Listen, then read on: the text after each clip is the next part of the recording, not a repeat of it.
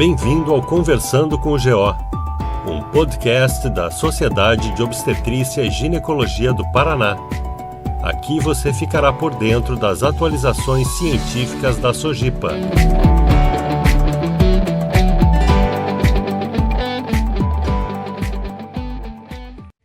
Sejam muito bem-vindos a mais um episódio do nosso podcast Conversando com o GO da nossa SOGIPA. Hoje temos a honra de receber o Dr. Aguinaldo Lopes, professor da Universidade Federal de Minas Gerais, ex-presidente da nossa Febrasgo e um dos grandes nomes da ginecologia brasileira, especialmente na cirurgia ginecológica, na formação das gerações de especialistas e atuante, inclusive, na oncologia. Puxa, doutor Aguinaldo, é uma grande alegria a gente receber você aqui e discutir um tema que continua sendo central no dia a dia do ginecologista, a histerectomia. E a nossa provocação de hoje seria: será que no século XXI ainda precisamos dominar todas as vias para a execução das histerectomias? Audrey, um prazer estar aqui, né? Falar com os colegas da Sojipa, uma federada que tão pujante, né? Que é um exemplo para as outras federadas brasileiras. Você, que é uma super amiga, uma referência para todos nós, e sobre um assunto que a gente até tem falado bastante, né, Audrey? A gente está muito envolvido nessa questão. Uma preocupação que a gente tem mais geral é a questão da formação cirúrgica dos ginecologistas e obstetras, né? Eu acho que é um assunto que a gente tem que conversar muito. A especialidade tem mudado muito de uma forma geral. Há um tempo atrás, o obstetra era aquela pessoa que fazia obstetrícia, mas tinha consultório, operava o nódulo de mama, fazia eventualmente uma esterectomia. Hoje não é exatamente isso, né?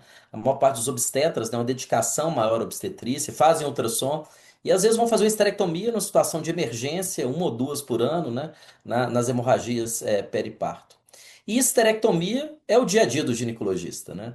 Hoje no Brasil a gente estima que a gente tenha 300 mil mulheres que são submetidas à esterectomia no Brasil a cada ano. Então é um número muito grande. A tendência é diminuir esse número, né? Hoje a gente tem alternativas à esterectomia que são bastante eficientes, né? Especialmente quando a gente pensa em sangramento uterino normal, o sistema intrauterino liberador de levonorgestrel, 52 miligramas, mudou essa história, né? Diminui muito a perda de sangue menstrual, especialmente nas pacientes perimenopausa. A gente tem algumas outras alternativas à esterectomia que na prática, a gente não vê uma mudança tão grande, né? A embolização de miomas, né? Mesmo hoje tem chegado, né? A gente não tem evidências tão claras, mas radioablação de miomas, algumas tecnologias que têm chegado, né? Mas mioma muito, muito prevalente, né? E talvez seja uma das necessidades não atendidas dos pacientes, né? Hoje a gente não tem um tratamento a médio e longo prazo para mioma que não seja cirúrgico, né? Então, esterectomia é o dia a dia, a gente tem que discutir isso, como a gente tem comentado já há bastante tempo, né? A gente tem que repensar a questão da via da esterectomia, que é muito importante. Puxa, você tocou vários pontos importantes, né, Aguinaldo? Você sabe que muitos colegas jovens estão em centros de excelência e têm esse contato com todas as vias. Porém, a gente entende que provavelmente uma grande maioria não tem esse acesso, né? Acaba realmente praticando tendo poucas oportunidades durante o seu treinamento. Principalmente que acaba sendo focado em cirurgia laparotômica e eventualmente na via vaginal. Você acha, na sua opinião profissional, de pessoas realmente de renome, que a gente precisa saber as quatro vias mesmo? Ou se a gente aprender um pouco mais de vídeo, ou se a gente aprender direto robótica? O que você acha? Assim, qual a sua opinião a respeito disso, do seu ponto de vista de professor e de educador? Bom, eu acho que essa discussão de via de esterectomia, a gente tem que fazer isso cada vez mais, né? No Brasil, a gente não tem dados muito fidedignos do que acontece, mas o fato, né? A gente tem um estudo mais antigo do Maurício Abrão, em São Paulo, e agora, mais recentemente, com o Renato Moretti, a gente pegou alguns dados do Einstein, junto com o Einstein, mais dados do SUS. O fato é que no Brasil, é, provavelmente, 90 a 95% das esterectomias ainda são feitas por via abdominal. E a gente lembrar que via minimamente invasiva, né, entre a laparoscopia, a robótica mais recente, mas a via vaginal também é uma via minimamente invasiva, né? Foi descrita por Rini em 1912 e é a mesma técnica até hoje, não mudou. A gente não precisa de grande tecnologia para fazer uma esterectomia vaginal. Os Estados Unidos viveu, há algum tempo atrás, um movimento muito importante, um não às esterectomias abdominais, né? Óbvio que a estrutura dos Estados Unidos A princípio é diferente, mas o que a gente percebe até lá, cirurgiões com grande volume, não é a maioria dos cirurgiões, né? Ainda acaba tendo cirurgiões com baixo volume, né? E sem experiência em todas as técnicas de esterectomia. Mas hoje, na atualidade, né? Acima de tudo, por razões óbvias, é a segurança do paciente, né? A gente não precisa.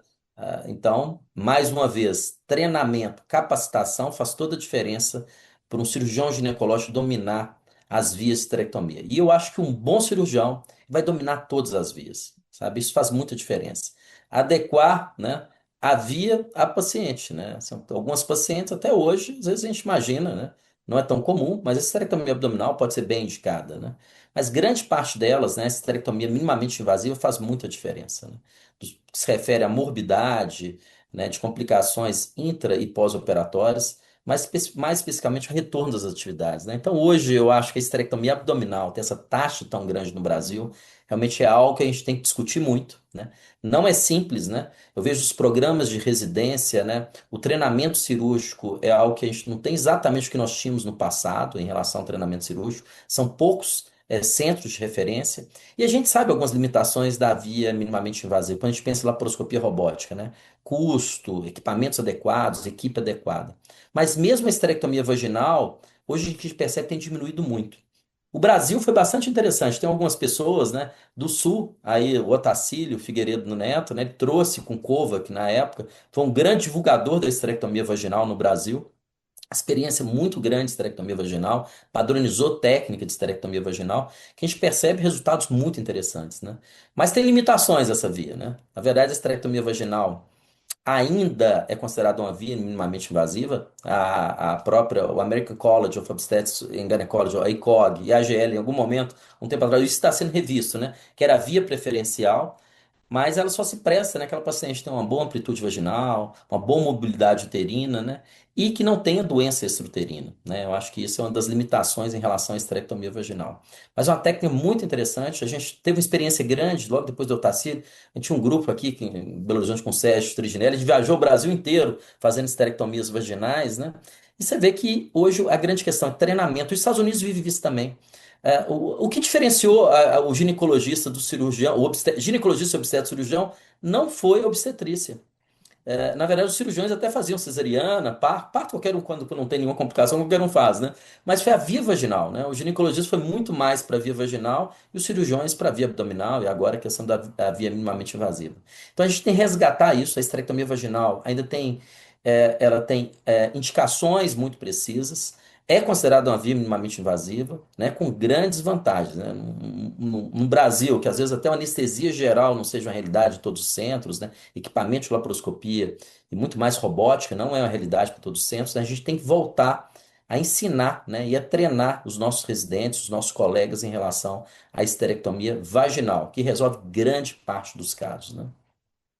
Puxa, você mencionou algo a respeito da segurança, mas tem alguns mitos, né, a respeito da segurança da, por exemplo, da via vaginal ou da cirurgia minimamente invasiva como um todo. Tem muitos colegas que acreditam que a via aberta é mais rápida e provavelmente é mais segura para a nossa paciente. O que que você acha a respeito disso e fundamentado em que tipo de dado da literatura? Na verdade, a gente considera seguro o que a gente aprendeu a fazer, está acostumado e tem alguma segurança. O que não necessariamente seja segurança do paciente ou um menor nível uma menor taxa de complicações, né? Mas hoje está muito bem definido isso de literatura, que a via minimamente invasiva tem vantagens muito grandes em relação à esterectomia abdominal. Por razões óbvias, a esterectomia abdominal tem suas indicações. Mesmo aqueles úteros muito volumosos, né? Ou alguma outra situação, né? E o fato de você não ter acesso à via minimamente invasiva já é uma indicação da via vaginal, que a gente tem que aumentar esse acesso, né? Mas tem algumas indicações, para falar a verdade, eu não lembro a última esterectomia abdominal que eu fiz para uma doença benigna, assim, eu não lembro quando foi isso, né? Mas eu acho que a gente tem que mudar, eu acho que é um paradigma que deve ser mudado no Brasil. Eu acho que as mulheres, elas merecem um atendimento de maior qualidade. E qualidade significa não só uma incisão menor, né? Mas uma menor taxa de complicações, um retorno mais rápido às suas atividades, né? A esterectomia laparoscópica, por razões óbvias, depende de equipamento, treinamento, né? Eu acho nós, da ginecologia, isso a gente começou muito bem, mas a gente precisa mais treinamento, né? Nós temos uma área de atuação em endoscopia ginecológica, mas não são todos os centros que têm toda essa estrutura para oferecer treinamento em relação à esterectomia laparoscópica. Mas é uma técnica que tem uma curva de aprendizado um pouco maior, né? Você precisa de equipe, você precisa de equipamento adequado, né? Você precisa de tempo, você precisa de anestesista, né? Tem toda uma estrutura para as esterectomias laparoscópicas, né? A robótica chegou como uma possibilidade de diminuir essa curva de aprendizado, né? A princípio sem grandes vantagens do ponto de vista geral em relação à esterectomia laparoscópica, mas a gente vê que o futuro deve ser isso, né? Vai caminhar para a robótica. Nos Estados Unidos tem uma realidade muito diferente da nossa, né? Nos Estados Unidos talvez hoje tenha 4.500 plataformas robóticas, o Brasil deve estar beirando aí 150, 200 plataformas robóticas. É uma realidade muito diferente, mas o futuro, a robótica vai chegar, né? Eu acho que se eu pudesse dar um conselho para os novos cirurgiões, né, que invistam em treinamento, né, de cirurgia laparoscópica e também cirurgia robótica, né? E toda essa discussão, se a gente pula a abdominal, né? Hoje muitas pessoas de centros muito especializados, né, já vão direto para a robótica sem a laparoscopia, né? Mas tem toda uma discussão para isso que a gente imagina hoje ainda, né, que é uma cirurgia laparoscópica assistida por robô, né? Pelo menos até agora, né? A gente não sabe, teve a primeira cirurgia autônoma recentemente no modelo animal, mas até agora é assim que funciona. A gente começa com a laparoscopia, né?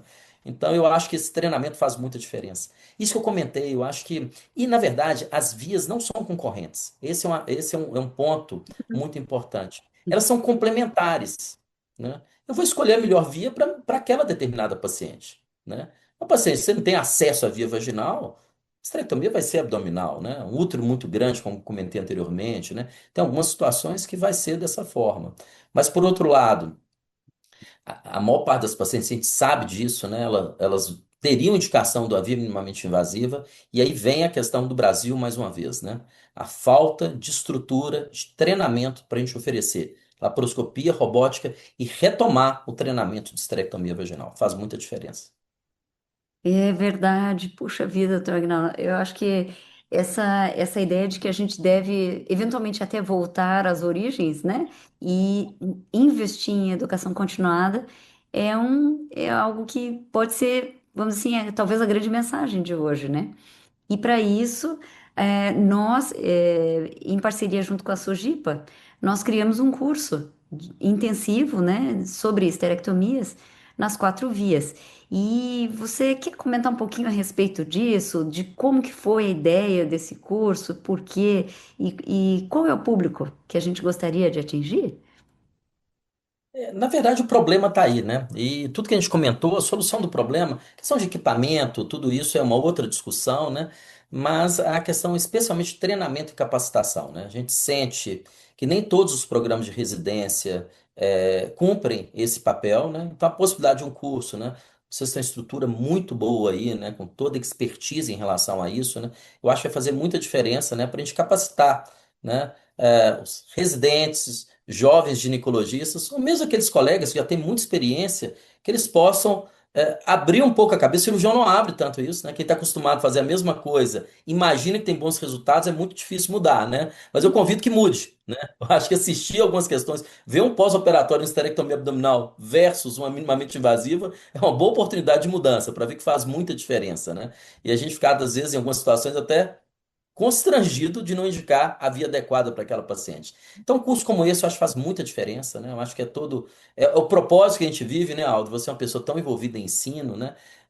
E pesquisa, mas eu acho que é uma oportunidade, né, de trazer esses residentes, jovens GOs, né, jovens cirurgiões e também cirurgiões mais experientes, né, para trocar ideia, aprender junto, né, mas que abra a cabeça, né. Eu acho, mais uma vez, as vias não são concorrentes, são complementares, e eu imagino que um bom cirurgião ginecológico ele tem que dominar todas as vias. A minha história foi muito pela via vaginal. Me atrasou um pouco a questão da via minimamente invasiva. Era para eu estar muito na frente, assim. Na verdade, eu tive que correr atrás depois. Porque eu fazia tanto vaginal, ia tão bem, que em algum momento eu tinha uma dificuldade. Imaginar, gente, enquanto estou passando agulha de velho, já fiz esterectomia vaginal. E era assim. Hoje eu não concordo com isso, tá? Mas você vê que eu vivi isso, né? E para falar a verdade, hoje me ajuda muito a via vaginal. sabe? No caso das miomectomias, eu faço às vezes morcelo por via vaginal. As esterectomias úteros grandes, morcelo por via vaginal, são habilidades que eu adquiri por ter tido esse treinamento, né, essa capacitação em esterectomia vaginal. Então, eu acho que é uma oportunidade grande, né? Eu não vejo cursos que têm essa mescla de todas essas vias, né? E mesmo a esterectomia abdominal, a gente tem uns tips and tricks ali, né? Eu faço um pouquinho de uma forma diferente, eu não ponho aquele monte de pinça, né? Eu vou abrindo a vagina e rafiando, né? Eu acho que essa. E a gente aprender também com as pessoas, né? Eu acho que isso vai ser uma oportunidade muito grande para todos nós. Eu convido, né? Todos os associados aí da Sojipa, né? Que estejam com a gente, né? E tragam mais ideias, né? Que possam colaborar nesse movimento que a gente tem falado há muito tempo, né, Aldri? De mudar essa questão da via de esterectomia no Brasil. A gente, realmente, as mulheres brasileiras merecem, né? Que seus úteros pequenos não sejam retirados com incisão de Fanestil. Aguinaldo, muito obrigada mais uma vez por compartilhar essa sua experiência, sua visão conosco. Eu que agradeço, Aldri. Parabéns a todo o grupo da Sojipa. Você sabe a admiração que tem por vocês. E, Aldri, você sabe, a gente tem outros projetos juntos, né? É sempre um super prazer estar com você, viu? Obrigado por tudo, viu?